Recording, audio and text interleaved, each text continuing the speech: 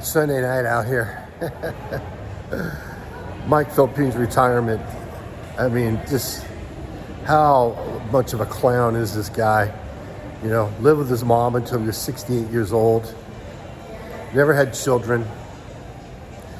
Finally, you're like, wow, I saw it on YouTube. There's a guy named Paul the Pimp, and he lives in Dumaguete, Philippines. I can go there and go hang out with him. So he ends up in Bohol hanging out with Michael Thomas Fazio, staying at the shit shack for 6 months. You know, since he was a Fazio sycophant, of course, he wasn't man enough to use a real channel. He had to use fake alt accounts. But anyway, after, leaving Fazio, he runs off to Dumaguete where he finally meets his hero, Paul the Pimp. Now, how is it Mike Philippine's retirement? Your number one hero, Paul the Pimp, his whole life has been about drugs and sex. Sex and drugs his whole life. Paul the Pimp, your hero, abandoned his wife, abandoned his kids. Paul the Pimp's kids are in mental institutions, prisons, drug rehabilitation centers. That's where, that's your hero, Paul the Pimp. And then you come to Dumaguete, Valencia. The first day you get there, you find a one-bedroom apartment. You have to have the finest apartment.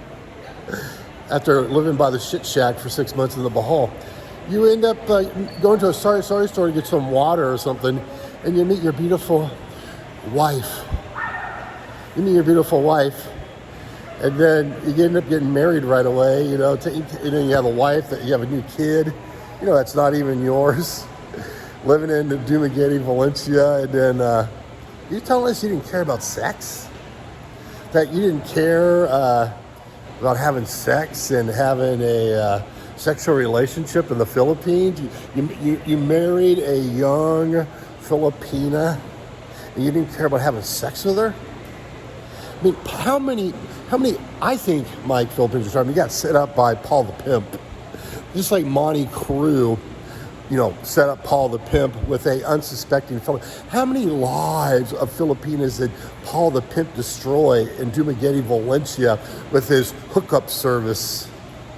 That's what I want to know. Anyway, Mike Philippine's retirement says that, if he had to do it all over again, he'd go be a creep, be a fat, creepy, 73-year-old cuck and go down to, get on these little boat excursions with all these young guys that are here, the 2-week millionaires, and then all these young Filipinas with their bikinis on, and then go out to these small little beaches with full of rocks and low tide, so you can walk around the rocks and everyone can make fun of him because he's the old, small, fat guy with no girlfriend out there.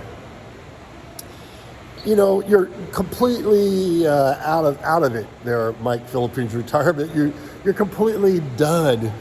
You're here. You're in the Philippines. You went to Valencia because that's where the cold air is at night. And your hero, Paul the Pimp, the drug sex addict, and his little minions. You just want to be a part of the clique. And of course, you got kicked out of the clique for such a long time, didn't you, Mike? You got kicked out of the clique. Your whole life is pathetic, Mike Philippine's retirement. Your whole Philippines life is pathetic. You're pathetic. Your channel's pathetic. The beta simp cucks that watch your stupid, dumb channel that you get absolutely no information from. Because let's face it, like Mike Philippine's retirement, you haven't been anywhere. You haven't done anything.